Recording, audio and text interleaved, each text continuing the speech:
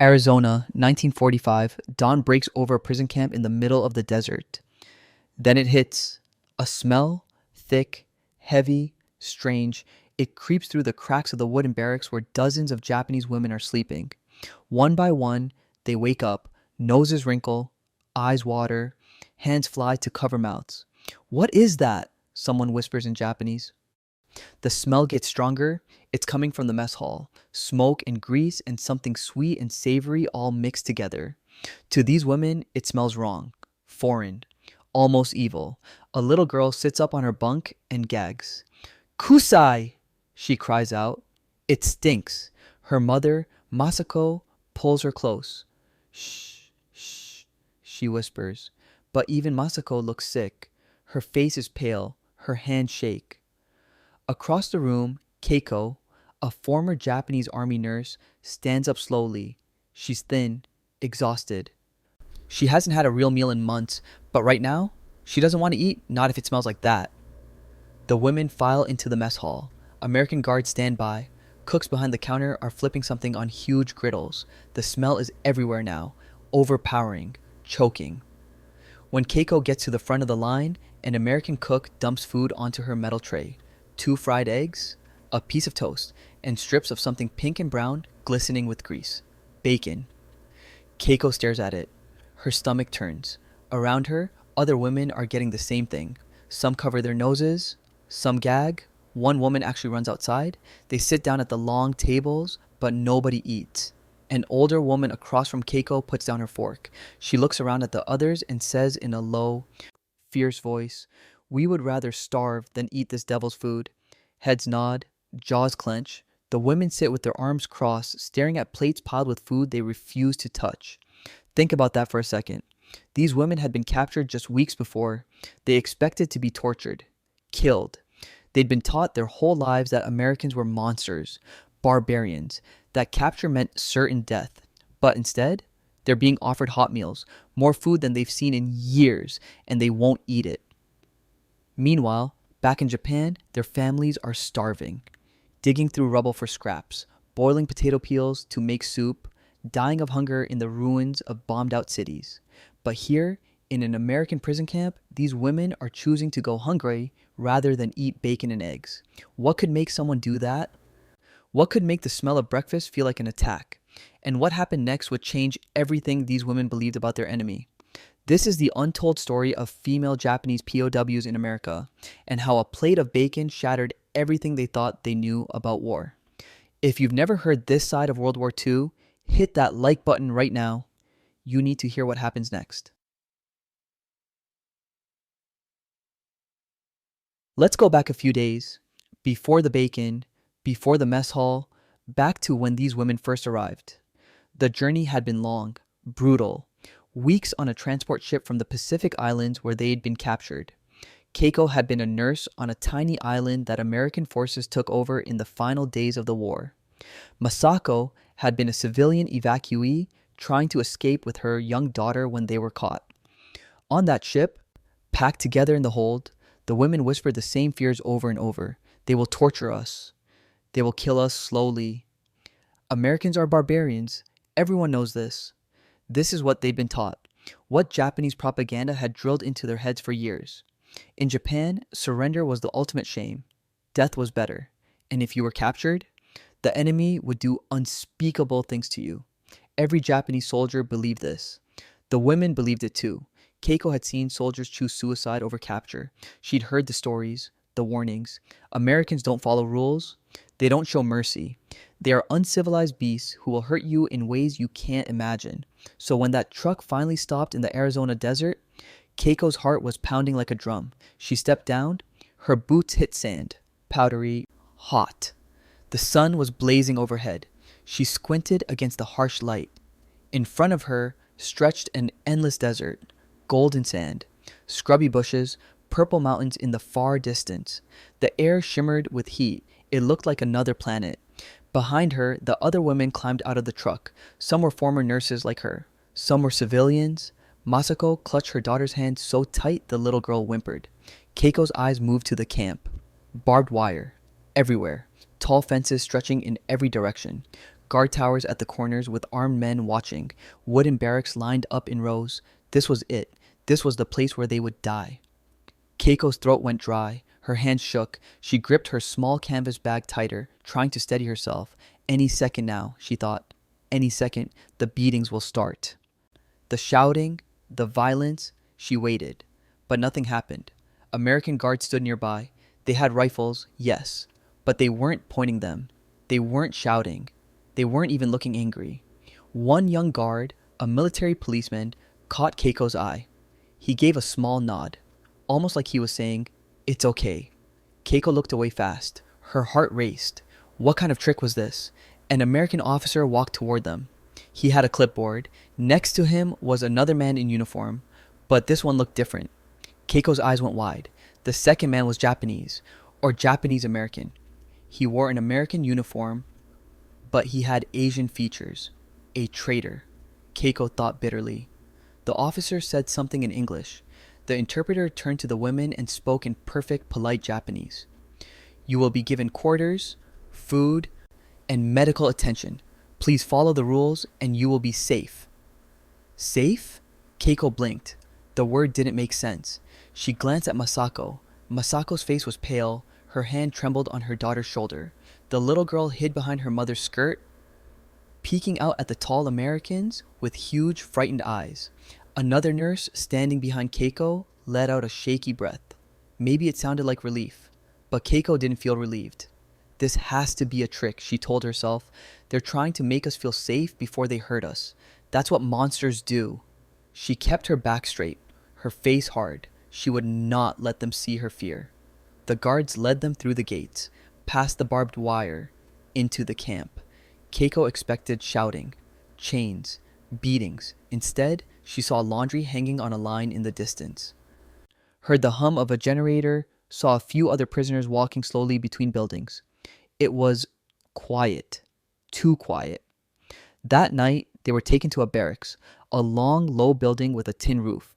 Inside were rows of bunk beds, 2 levels high, thin mattresses but clean, folded blankets on each bed. Keiko climbed onto an upper bunk. She sat down carefully, half expecting the wood to break. It didn't. The blanket smelled like soap. Soap. She ran her hand over it. It was clean, fresh, soft.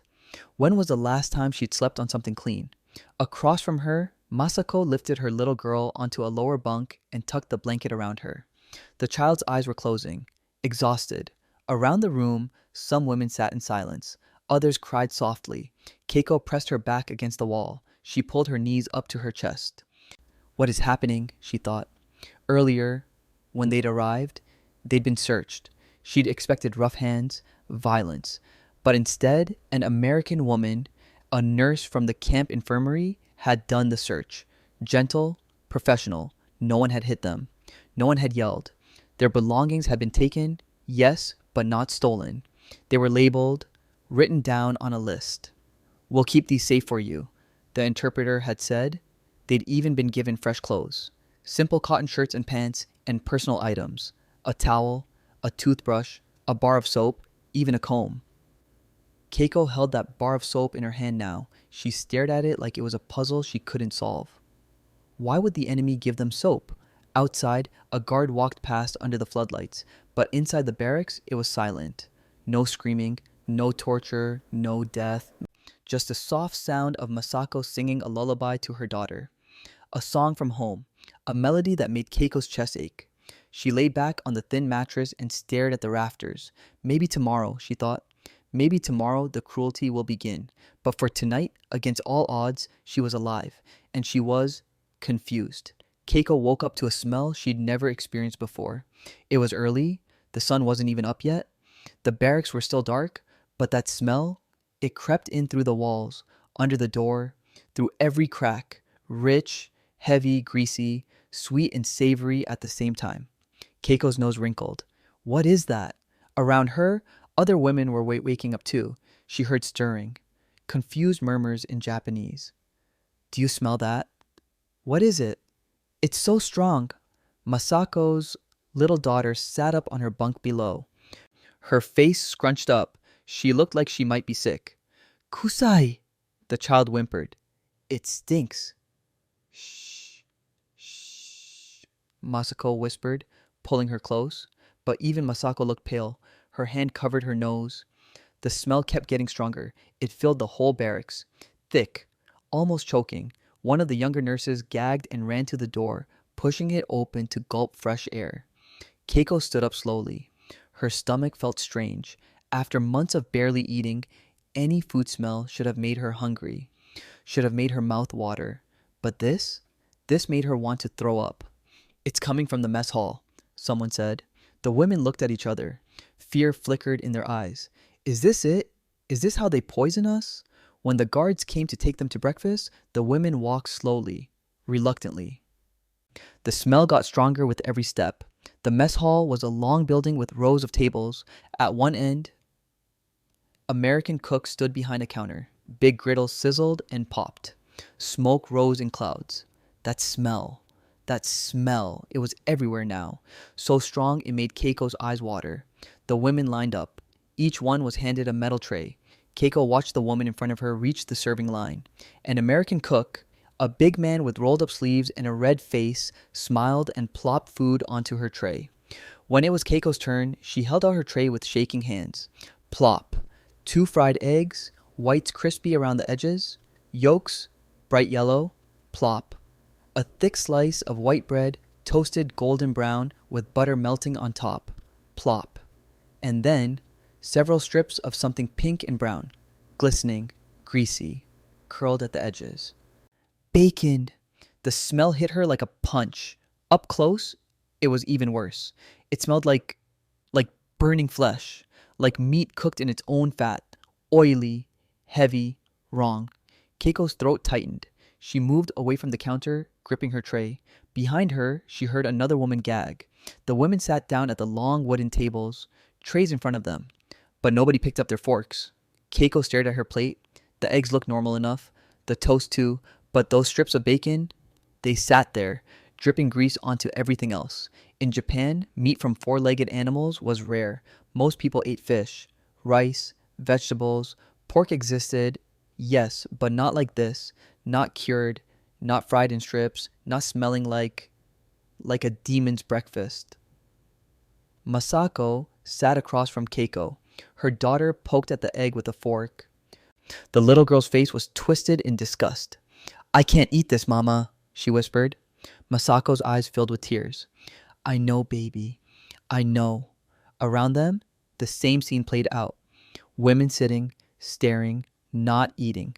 One young nurse leaned close to Keiko. Her voice was barely a whisper. I can't. It smells like an Oni's breath. An Oni. A demon. That's exactly what it smelled like. Keiko looked around the mess hall.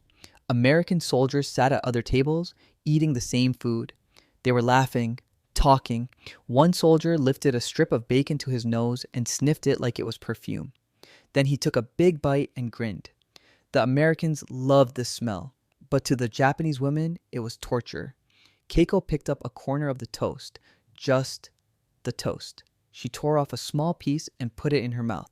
Soft, fluffy, slightly sweet. It was good, actually. Probably the freshest bread she'd had in over a year. But the bacon, she couldn't. She just couldn't.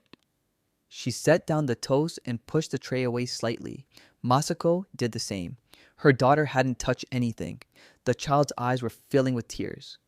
I want Gohan, the little girl sobbed. Rice. She wanted rice. I know, baby, Masako whispered again, rubbing her back. I know. Some of the women would sooner starve than eat pork. Their bellies were empty. They hadn't had a real meal in days. But still, they couldn't. Masako, desperate to feed her child, picked up a strip of bacon. She lifted it toward her daughter's mouth. The little girl turned her head away and cried harder.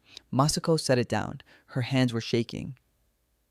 Across the mess hall, an American guard noticed. Sergeant Miller, tall, Midwestern, a piece of gum in his mouth that he chewed thoughtfully. He frowned. These new prisoners weren't eating. Some sat with their arms crossed. Others stared at their plates like they were staring at poison. A few had pushed their trays away completely. Keiko saw him watching. She met his eyes for just a second, then looked down. From another table, Whispers started. "It's a test," one woman hissed. "They want to see if we'll break." "It's poison," another said. "It has to be." "No," an older nurse murmured darkly.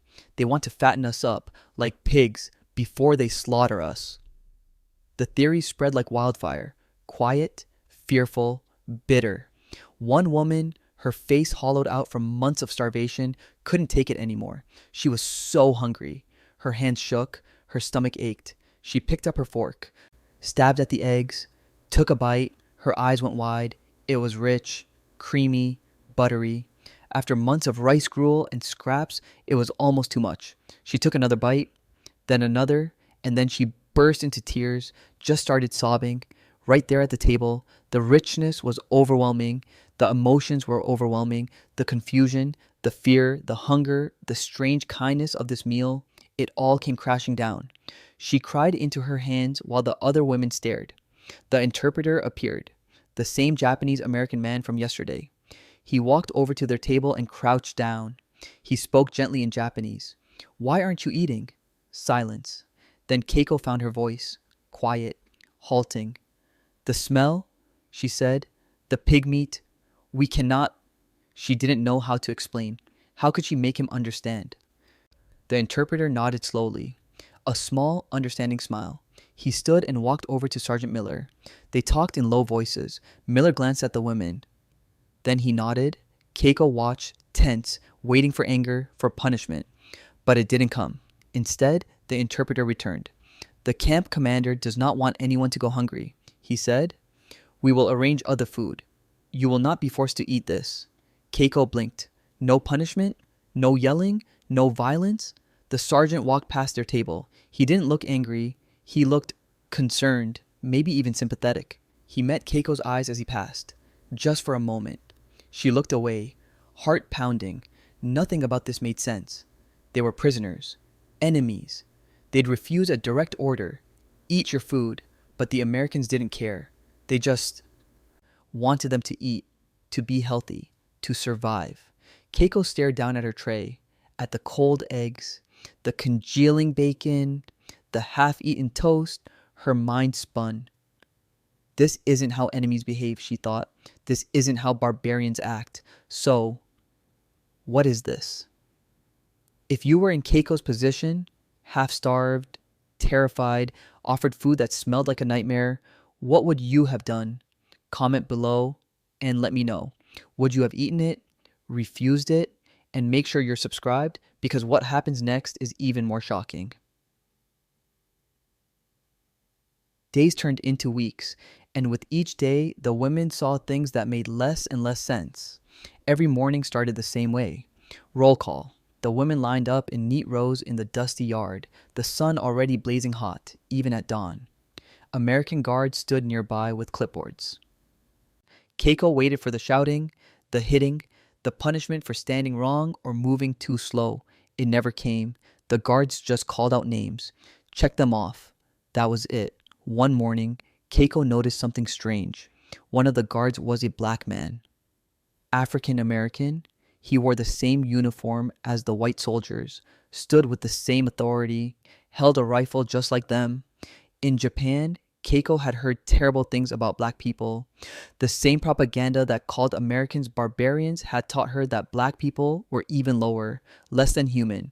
But here, this soldier commanded respect. He called out names from his clipboard. Clear, firm, professional. When one woman struggled to say her own name in English, he didn't mock her. He didn't get angry. He just corrected himself and repeated it properly, then moved on. Keiko stared. Even a black soldier is treated with dignity here, she thought. It was the opposite of everything she'd been told about America. After roll call, the women were given work assignments, light duties, nothing harsh. Keiko, because she was a trained nurse, was sent to the camp infirmary. The moment she walked in, she stopped dead. The infirmary was clean, spotless, white walls, organized shelves, medical equipment she'd never seen before, and medicine, so much medicine. She saw bottles of penicillin, antiseptics, bandages, pain relievers, things that had been impossible to find in the Japanese military hospitals where she'd worked. An American doctor was examining a Japanese prisoner who had a fever. The doctor was calm, gentle. He checked the man's temperature, listened to his breathing, then instructed Keiko through the interpreter how to mix a fever-reducing medicine. Keiko's hands trembled as she worked. Back in the field hospitals, she'd watched men die from simple infections, from fevers, from wounds that got infected because there was no medicine. But here, the enemy was giving medicine to prisoners like it was nothing. A U.S. Army nurse worked on the other side of the room, a woman in a crisp white uniform. She moved between patients with quiet efficiency, professional, kind. The doctor noticed Keiko squinting at the bright electric lights overhead. She wasn't used to electricity that worked all the time. "Are you feeling okay?" he asked through the interpreter. "Do you need to rest?" Keiko just stared at him. Why would he care? "I'm fine," she whispered, but she wasn't fine. Her whole world was being turned upside down. That evening, the women were told they could shower, not just a quick rinse, a real shower, with hot water and privacy. The camp had set up separate shower times for the women, no men allowed nearby, just to protect their dignity. Masako was the first to step under the water. It was hot, clean, endless. She stood there and wept. Weeks, no, months of dirt and fear washed off her body. She scrubbed her skin until it was red, washed her hair until it felt clean again. Keiko showered too. She closed her eyes and let the hot water pour over her. She remembered bathing in muddy streams during the war, crouching in the rain to wash, going weeks without feeling clean. Now she was a prisoner, and she had unlimited hot water. It didn't make sense. Their clothes were laundered regularly, washed and returned, folded and clean. One afternoon, Keiko was trying to fix her shirt. She'd torn a button off while working. She sat on her bunk, fidgeting with it, trying to figure out what to do. An American guard walked by. He noticed. He didn't yell at her for having torn clothes. He just left. 5 minutes later, he came back. He held out a small sewing kit, needle, thread, even a couple spare buttons. He placed it in her hand, gave a polite nod, and walked away. No words, no demands, just kindness. Keiko stared down at the little kit in her palm like it was a treasure. They treat us like people, she thought. She'd heard one of the German women prisoners whisper that same thing a few days ago. Now Keiko understood. The days continued. The surprises kept coming. The women learned they could buy things at the camp canteen, small things, with credits they earned from their work. Candy bars, cigarettes, even small bottles of beer. Keiko had never seen a Hershey chocolate bar before. When she held one for the first time, she turned it over in her hands. The brown wrapper, the silver letters. She peeled it open carefully, broke off a piece, put it in her mouth. It was sweet, creamy, rich. She closed her eyes. For just a moment, she forgot she was a prisoner. Masako tried a beer one day, just out of curiosity. She took one sip and wrinkled her nose. "It's bitter," she said. The other women laughed. Actual laughter. Quiet and careful, but real. Laughter had been gone from their lives for so long. Now it was coming back. Little by little. From their section of the camp. The women could see beyond the wire. They saw male prisoners playing baseball in a yard, tending small gardens. One group had even built a little shrine with pebbles and desert flowers, bright zinnias and sunflowers, growing in the harsh desert soil. The Americans allowed it. A place to pray. A piece of home. Keiko stared at those flowers and felt something stir inside her.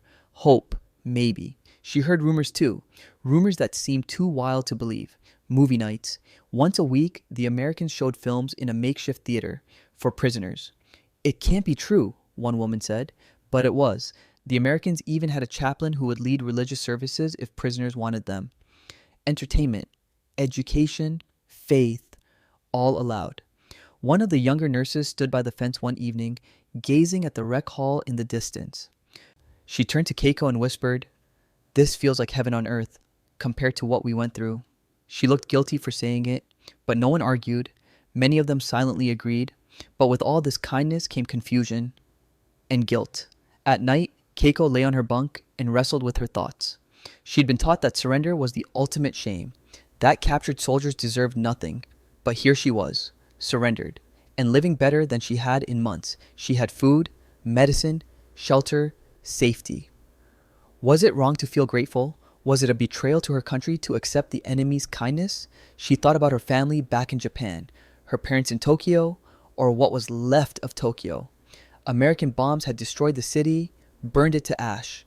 Her family was probably starving, digging through ruins, suffering.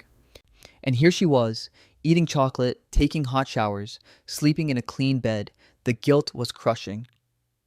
One night, Masako whispered to her in the dark. "My husband used to say Japan was fighting a holy war," she said quietly. "But what kind of holiness leaves women and children to starve?" Keiko didn't answer. She didn't know what to say. Masako continued. "And what kind of devil gives a little girl a warm meal and a place to sleep?" The question hung in the air. A few days later, the women were sitting outside their barracks in the evening. The desert sky was turning purple. They talked in low voices. "Do you think," one of the older women began. She hesitated. "Do you think we treated our prisoners this way?" Silence. No one wanted to answer that. They all knew the rumors. They'd heard whispers during the war about Allied prisoners forced to march until they died, starved, beaten, worked to death. Japan had signed the Geneva Convention, the same rules the Americans were following now, but Japan had never honored it. Keiko thought about the way she'd been treated here. The medicine, the food, the respect. Would we have done the same? She wondered. She already knew the answer. No. Another woman finally spoke. Her voice was bitter, sad. "We were told the Americans were monsters," she said, "but they feed us, they doctor us, they give us dignity." "And we," someone else began, then stopped. No one finished the sentence. They didn't have to. The truth was heavy, uncomfortable, painful.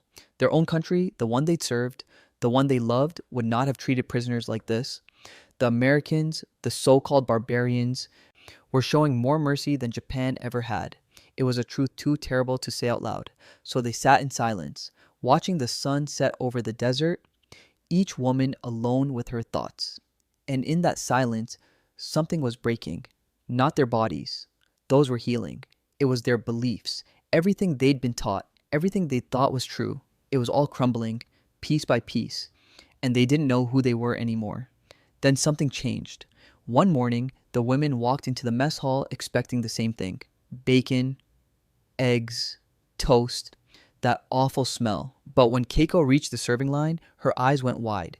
There was a pot of steamed rice, white, fluffy rice, and next to it, a pot of miso soup, real Japanese food. A murmur rippled through the line. Relief, disbelief, hope. The camp cooks had been told about the bacon problem, about how the women couldn't eat it, so they'd adjusted. They had made rice and miso and put out more vegetables, fewer heavy pork dishes. When Keiko took her bowl of warm rice porridge, her hands shook. She sat down, picked up her spoon, took a bite. It was bland by American standards. Plain, simple. But to her, it was heaven. She ate every single grain, felt strength trickle back into her body, into her bones. Across the table, Masako was crying as she ate, tears streaming down her face. Her daughter ate too, finally, without complaint. The interpreter explained later, through gentle words, that under Geneva Convention rules, prisoners were supposed to get food similar to what their captors ate. But the Americans went even further. They considered cultural preferences. They were calorie counting to make sure each prisoner got enough nutrition. About 2,000 calories a day for those not working. More for those who had jobs. Keiko tried to wrap her mind around it. Would we have fed our prisoners 2,000 calories a day? She wondered. She already knew the answer. And it hurt. With better food, health improved. The women's faces grew less hollow, their eyes brighter, their steps steadier. Masako's little daughter started playing again.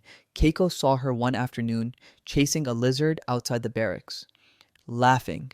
Actually laughing. The sound was like music. Other children joined in. Running, playing tag, being kids again. It was almost normal. One evening, something happened that Keiko would never forget. The sun was setting, orange and gold across the desert sky. Masako and her daughter were sitting on a bench near the fence. Sergeant Miller, The tall American guard who had noticed them struggling with the bacon that first morning walked up to the fence. The little girl saw him and hid behind her mother immediately. But Miller crouched down. He held something behind his back. Then, slowly, he reached through the chain link fence. In his hand was a teddy bear, small, brown, well loved. One of its button eyes was a little loose. He offered it to the child with a warm smile. Masako froze. She didn't understand. The little girl peeked out from behind her mother's skirt. She stared at the teddy bear. Miller spoke slowly in English, then tried in broken Japanese. Tomodachi, friend. He pointed to the bear, then gently to the little girl. It was a gift. Masako looked up at him. Her eyes filled with tears. She pressed her hands together and bowed. Over and over, words failing her, the little girl stepped forward. Slowly, carefully, she reached out and took the teddy bear from the big American's hand. She held it close and smiled. It was the first smile Keiko had seen on that child's face since their capture. Miller stood up, tipped his cap, and walked away. The women gathered around Masako, looking at the bear. It was his daughter's, Masako whispered, turning the bear over in her hands. The missing fur, the loose eye.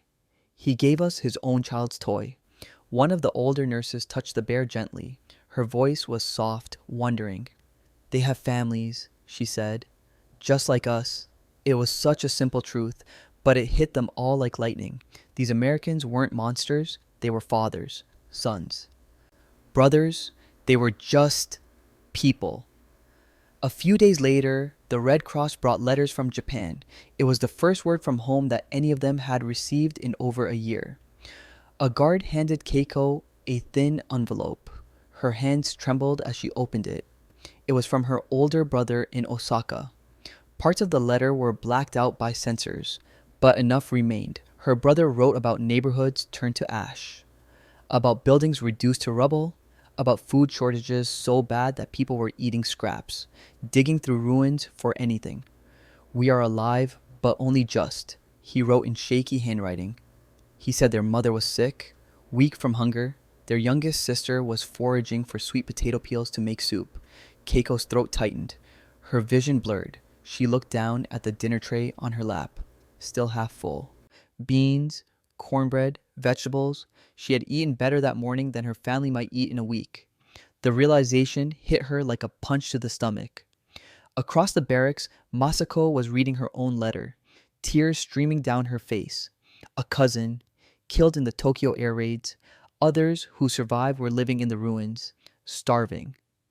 That night, after lights out, the women whispered to each other in the darkness. How can this be real? One voice said. Our people are starving, and here, our captors feed us until we're full. Another voice, bitter and broken. It's an outrage. We eat as prisoners what our families cannot eat in freedom. Keiko understood the anger, the guilt, the confusion. She felt it too. Maybe, she said quietly, maybe America's strength isn't in cruelty. It's in this, prosperity, order, and choosing to share it, even with enemies. Silence. Then Masako's voice, soft in the dark. They treat us with dignity we didn't expect. I was ready for beatings, not kindness.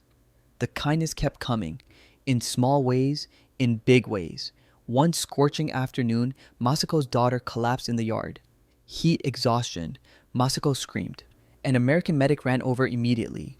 He scooped the little girl up and carried her to the infirmary. Masako followed, panicked. Inside, Lieutenant Harris, the U.S. Army doctor, laid the child on a cot. He spoke in a calm, soft voice. Even though Masako didn't understand the words, his tone was clear. She'll be okay. They put cold cloths on her, gave her water with special salts, cooled her down. Keiko helped, translating quietly. He says she'll be fine. Masako knelt by the cot, watching, praying. The little girl's eyes opened. She looked up at her mother. The crisis was over. No one yelled at Masako for not watching her child closely enough. No one blamed her. They just helped. Dr. Harris put a gentle hand on Masako's shoulder. A simple gesture, like comforting any worried mother. Masako broke down crying. Another day, a desert rainstorm blew in. Rain hammered the tin roof. Wind howled. Suddenly, a section of roofing on the women's barracks tore off. Water poured in. The women screamed, grabbed their belongings, tried to cover their bunks. Within minutes, American personnel arrived. Soaked, drenched in rain, the camp commander himself came with a squad of soldiers. They carried hammers, tarps, tools. They climbed onto the roof. In the pouring rain, thunder cracking overhead, and they fixed it. The women were moved to a dry warehouse while they worked, and while they waited, a guard brought them something unexpected: hot cocoa in tin cups. "Looks like we got our monsoon after all," one guard joked, handing cups to the shivering women. Keiko took hers, wrapped her cold hands around the warm cup. She watched through the warehouse door as American officers and soldiers worked in the storm, securing the tarp, fixing the damage. No anger, no punishment for the women, just care. Would our own officers have fixed a roof for us? Keiko thought. She knew the answer. No. Piece by piece, moment by moment, the walls were coming down. The hatred, the fear, the lies they'd believed. These Americans weren't barbarians. They were showing more humanity than the women had ever expected. And it was changing them, breaking them open, teaching them that enemies could be kind, that war didn't have to destroy every shred of decency, that even behind barbed wire, dignity could survive. This story gets even more powerful. If you want to hear what happened when the war ended and these women had to return home, subscribe right now. Hit that bell, because the ending will absolutely blow your mind. Don't miss it.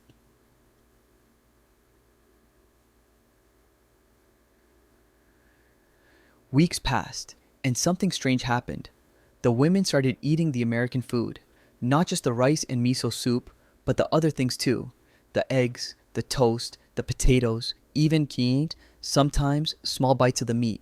Not the bacon, most still couldn't stomach that smell, but chicken, beef, foods they'd once refused. Their bodies needed it, and slowly, quietly, they accepted it. Keiko sat in the mess hall one morning, eating scrambled eggs without thinking about it. Just eating. When had that happened? When had she stopped being afraid of the food? She looked around at the other women. They were eating too, some even talking softly as they ate, almost like normal people having breakfast. It hit her then, a thought that made her chest tight. America's strength isn't in cruelty, she realized. It's in prosperity, in having so much that they can even feed their enemies well. Japan had fought with everything it had, every last grain of rice, every bullet, every drop of fuel. But America? America had plenty. Farms that weren't bombed, factories still running, food to spare, and they chose to follow rules, to treat prisoners with dignity. That was power, real power. One evening, Keiko was helping in the infirmary. An American nurse was showing her how to organize medical supplies. The nurse was kind, patient. She worked alongside Keiko like they were colleagues, not captor and prisoner. Keiko thought about the Japanese military, about how officers had treated her when she was a nurse in the field. Shouting, slapping, punishment for the smallest mistakes. She'd been on the same side as them and they treated her harshly. But here, the enemy treated her with more respect than her own people had. The thought was almost too painful to hold. That night, the women gathered outside their barracks. The desert air was cooling. Stars filled the sky. Someone asked the question they'd all been avoiding. Did we treat prisoners the same way? Silence. Long, heavy, crushing. Finally, one of the older women spoke. Her voice was barely a whisper. No. Another woman, her face hard, added, I heard stories, before I was captured, about Allied prisoners, forced to march until they died, starved, beaten. The Bataan Death March, someone else murmured. They all knew. They'd heard the rumors during the war about prisoners worked to death, tortured, treated like animals. Japan had signed the Geneva Convention, the same rules the Americans were following now, but Japan had ignored it, broken it, thrown it away. Masako's voice cut through the darkness. My husband used to say Japan was fighting a holy war, a war blessed by the emperor, by the gods. She paused. When she spoke again, her voice shook with anger and grief. But what kind of holiness starves women and children? What kind of God approves of cruelty? She looked around at the other women. And what kind of devil gives a little girl a teddy bear? No one answered, because there was no answer. Everything that they'd been taught was backwards. The enemy wasn't evil. Their own side wasn't holy. It was all lies. Keiko thought about the propaganda, the posters, the radio broadcasts, the training. Americans are barbarians. They will torture you, kill you, dishonor you. But the evidence before her eyes told a different story. The Americans were organized, clean, disciplined. They had rules and they followed them. They had wealth, order, and yes, humanity. The camp discipline was firm. Guards enforced rules. Prisoners had to follow schedules. Stay in line, but it wasn't sadistic. No one was beaten for small mistakes. No one was starved as punishment. No one was tortured for information.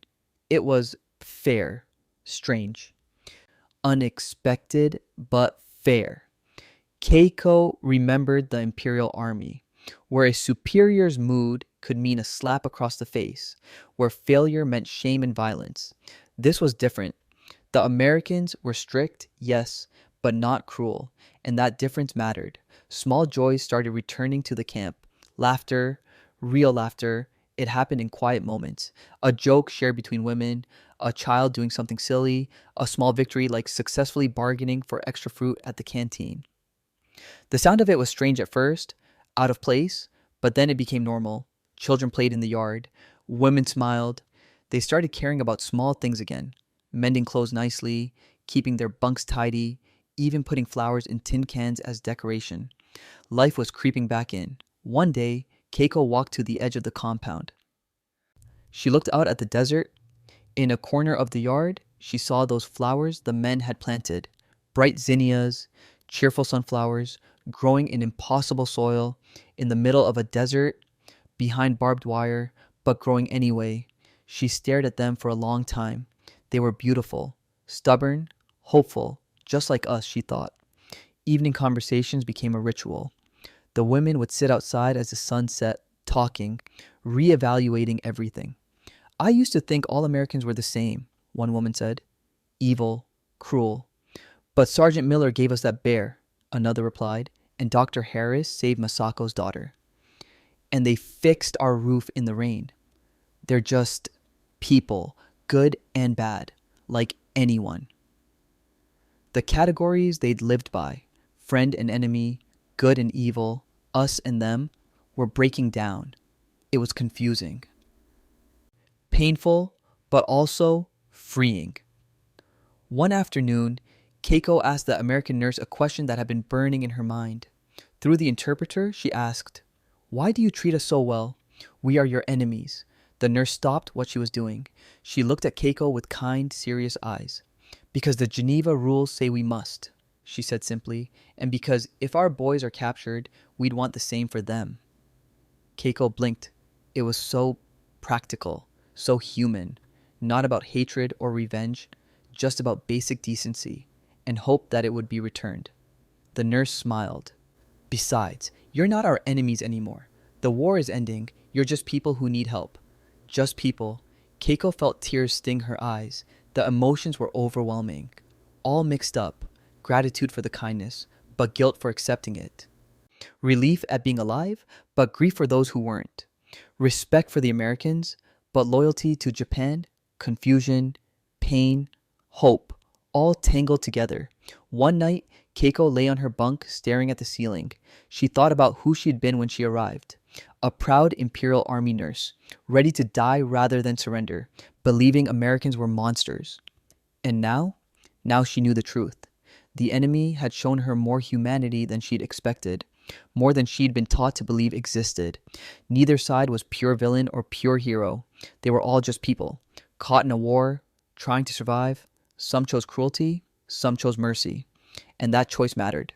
One of the male prisoners had said something that stuck with her. She had heard it through the fence one day.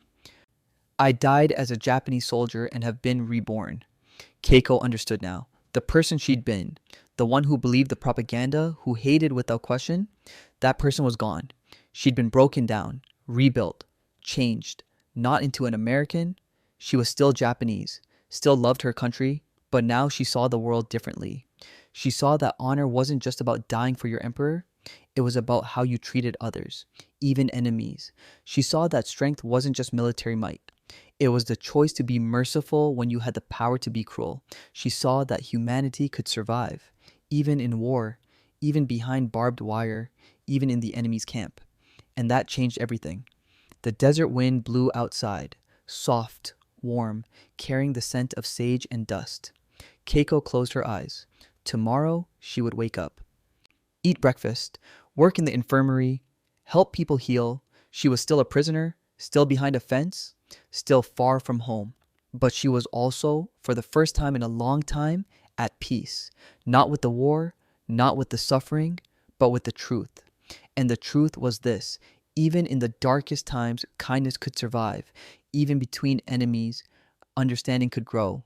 Even in a prison camp, hope could bloom, like those stubborn flowers in the desert. Beautiful, impossible, but real. August 1945, the announcement came on a sweltering afternoon. Japan had surrendered. The war was over. The camp commandant gathered everyone in the yard. The interpreter's voice carried across the silence, translating Emperor Hirohito's words. An acceptance of Allied terms. An end to the fighting. For a long moment, no one moved. Then the crying began. Some women wept in relief. They'd survived. Others wept in despair, their homeland defeated, their future uncertain. Keiko's knees nearly buckled. All of it over. She glanced at the American guards, expecting celebration, gloating, victory cheers. Instead, she saw sympathy, respectful silence. The commandant removed his hat. "We know this is difficult. You'll be cared for here until we arrange your return home." Return home? To what? To ruins? To starvation? Weeks later, repatriation day arrived. The women packed their few belongings, said quiet goodbyes to guards they'd come to know. Masako held her daughter tight. The child clutched the teddy bear Sergeant Miller had given her. "I'm scared, Mama," she whispered. "Me too, baby," Masako replied. She confessed to Keiko. Here, she's healthy, fed, safe. Out there, she couldn't finish. Keiko understood. Prisoners afraid to be free. Keiko stood outside the barracks one last time, looking at the wooden building, the yard, the fence, the desert beyond. This place had changed her forever. Trucks rumbled up. Time to go. The American nurse pressed a package into Masako's hands. Medicine, food for the journey. "Take care of her," she said gently, touching the little girl's hair. Masako bowed deeply, tears falling. Sergeant Miller stood by the gate. As trucks prepared to leave, he raised his hand in farewell. Keiko raised hers back, mutual respect between former enemies. As the truck pulled away, Masako asked quietly, "What will you tell them back home about all this?" Keiko watched the desert pass by, the sun setting in brilliant orange and purple. "I'll tell them we were treated well," she said, "that we were given food, medicine, and respect." She paused. "And I'll tell them the Americans weren't the monsters we imagined. They were just people." Masako nodded, understanding. The camp disappeared behind them. Keiko closed her eyes, breathing desert air. Faintly, she remembered that smell. Bacon. That overwhelming smell from the first morning. It didn't disgust her now. It was a memory, a symbol, the smell of an ordinary American morning, a reminder that even in captivity, kindness existed, that enemies could show humanity, that mercy survived even when nations clashed. The measure of a country is how it treats those in its power. America had shown her something she'd carry forever: dignity, compassion, hope. She was going home to devastated Japan, to uncertainty and hardship. But she carried something precious, a light, a seed of understanding, the knowledge that even in war, even behind barbed wire, humanity endures. And that changed everything. If this story opened your eyes like it opened theirs, smash that like button. Share this with someone who needs to hear it, and subscribe for more incredible untold WW2 stories they never taught you in school. Comment below what surprised you most. See you in the next one.